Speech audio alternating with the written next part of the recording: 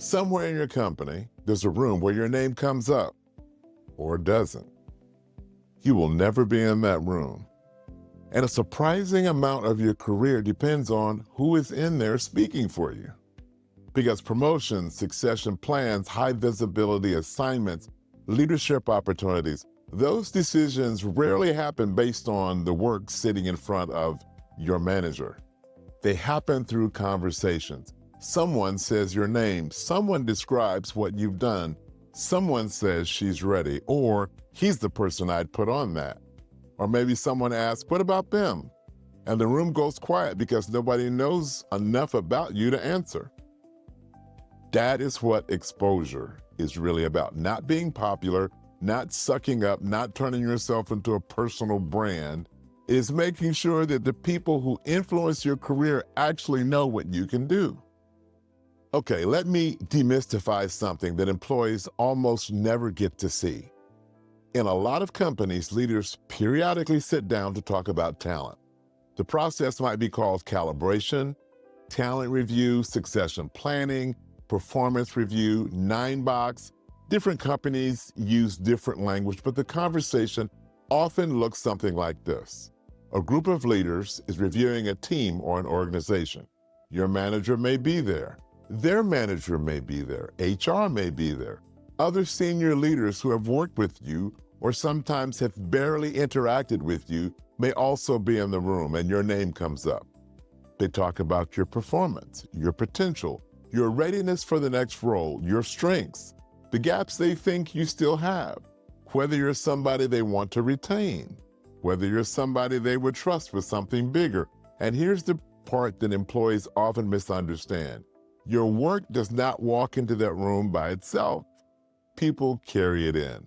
Somebody has to explain what you've accomplished. Somebody has to put the results in context. Somebody has to say why it matters. Someone may have to push back if another leader has an incomplete picture of you. I've been in those conversations, and I can tell you that the quality of the conversation about an employee changes dramatically when multiple leaders have firsthand experience with that person's work. You hear things like, I've worked with her on the launch, she was outstanding. He handled that client issue better than anybody expected. I'd take her on my team tomorrow. He's already operating at the next level. Those comments have weight because they're not coming from one person reading a performance review. They're coming from various leaders with direct evidence. That is exposure. Now, why is your manager not enough? A good manager should advocate for you, absolutely. But if your entire career depends on one person advocating for you, you have reached a single point of failure. Your manager can leave. They can get reorganized. They can lose influence. They can be absent from the meeting. They can have 6 other people they're trying to advocate for. They may simply not be a very good representative or arguer for their team. And even a great manager has limited credibility when they are the only person saying that you're excellent. Think about the difference between those two conversations. Your manager says, Jordan is doing great work. I think Jordan's ready for more. Fine. Now compete with that. Your manager says Jordan is ready. Then a director from another function says, I've worked with Jordan on the implementation, various programs. I completely agree. Then another senior leader says, same experience here, Jordan presented to my team last quarter and handled the toughest questions in the room. On point. Now the conversation's changed because your reputation is no longer being carried by one person. There's evidence distributed across the organization. That matters. And this is why quietly doing excellent work and hoping your manager takes care of the rest is not a complete career strategy. Your manager matters, but your manager cannot be your entire network of credibility. Now that brings us to a distinction that gets blurred constantly. Mentors versus sponsors. They're not the same thing. A mentor talks to you. A sponsor talks about you. A mentor might help you think through a difficult problem, dealing with a difficult manager. They might give you advice. They might help you understand the politics of the organization. They might tell you what skills you need to build and come up on. They can be incredibly valuable. However, a sponsor does something different. A sponsor is in a room that you're not in and says your name. There's an opening on a project. Have we considered Maya? I think Daniel is ready for a bigger role. Before we go outside for this position, should we talk to Priya? That is sponsorship. And here's what people get wrong about it. You usually do not walk up to a senior leader and say, hey, would you be my sponsor? Because that's not how strong sponsorship usually forms. Sponsorship grows out of credibility. Somebody sees your work, they see how you operate, they trust your judgment. They see you deliver when the stakes are high. And eventually, they become comfortable attaching their reputation to yours, because that's what sponsorship actually requires. When a senior leader recommends you for something important, they are now spending some of their own credibility. So the goal is not to collect powerful people. The goal is to give more of the right people enough evidence to believe in your work. So how do you build exposure without self-promotion? This is where a lot of people get uncomfortable, because the moment you tell somebody they need more visibility, they hear, so I need to brag? No. Good exposure is usually built through contribution, not self-promotion. There are a few ways to do this. Take cross-functional work. When an important initiative needs somebody from your team, volunteer. Especially if the project puts you in contact with people outside of your normal chain of command. Cross-functional work is one of the fastest ways to build a reputation beyond your manager, because new people get to experience how you think and how you execute. Do you show up prepared? Can you resolve conflict?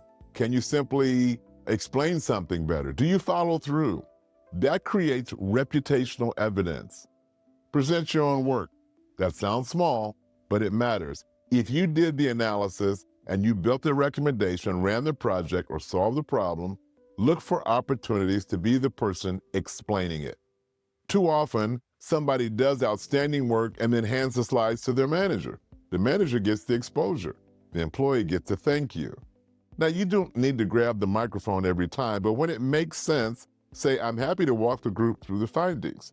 This isn't bragging, it's ownership. Ask for the stretch assignment. People sometimes wait to be discovered. They assume leadership will somehow notice they're more capable. Sometimes that happens. Often it doesn't. So when you see a project that would expand your skills or your exposure, say, hey, I'd like to take that on. Or if you're looking for somebody to lead it, I'd like to be considered. Notice what you are not saying. You owe me an opportunity. You are simply making your interest visible. Leaders cannot give you opportunities they do not know you want. Exposure doesn't mean constantly announcing everything you do, but people should be able to connect you to meaningful outcomes, not, I've been extremely busy. Instead, let's talk about results. We reduced the turnaround time from 9 days to 5. We identified the issue before launch. We retained the client. We simplified the process for 3 teams. Results travel. Activity usually doesn't.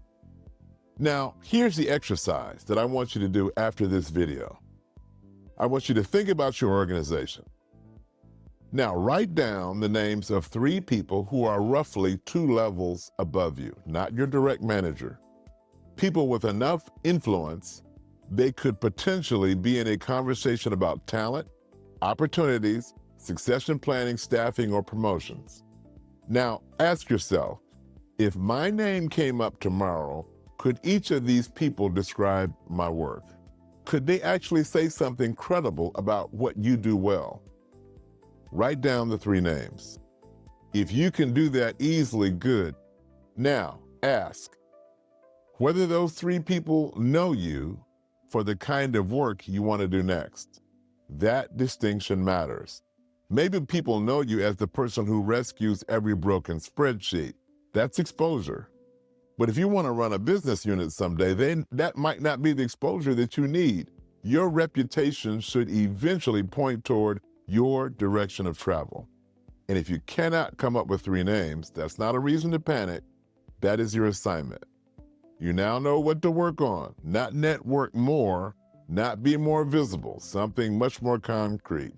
Create opportunities over the next several months for more senior people to see your work directly. One project, one presentation, one cross-functional problem, one stretch assignment at a time. That's how exposure compounds. And I want to leave you with this because people sometimes feel uncomfortable doing any of this. You are not asking anyone to do you a favor. You are making sure that the room has accurate information. If you're doing strong work and taking on harder problems and creating results for the organization, it is reasonable for the people making decisions about talent to know that. Your career should not depend on whether the one person who knows your work happens to be in the room that day. Build enough credibility that when your name comes up, several people can speak, and make sure they have something worth saying. If you want more career advice from the perspectives of people who have actually been in those rooms, subscribe and watch our video here, because we're going to show you the other side of the equation, what leaders should be doing to make sure the right people get seen.